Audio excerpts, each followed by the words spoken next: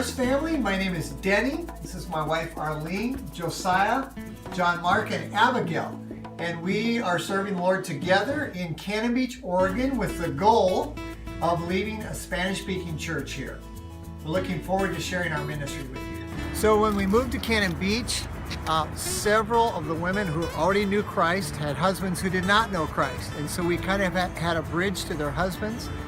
We gave them Bibles, invited them to come to a men's study and come on Sundays when they could. But really what convinced these men to trust in Christ was their reading of the Word. One of the challenges we have faced here in Cannon Beach within this unique third culture is that a lot of the children, while they understand Spanish, really struggle to communicate in Spanish.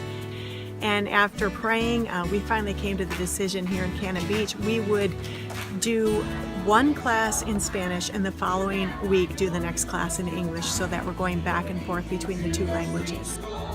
We want to make sure these children can continue to communicate with their parents. And secondly, because these children do go back to Mexico to visit Spanish-speaking relatives, and we want them to be able to communicate the gospel in the Spanish language. One of the unique things about ministry here in Cannon Beach is that we have people from two different states in Mexico. People from Oaxaca and people from the state of Michoacan, where we lived for 17 years. Generally, these two cultures do not mix, but as they come to faith in Christ, we've seen those two groups of people come together and be united and give a good testimony outside the church to what Christ can do, how He brings unity to a body of believers.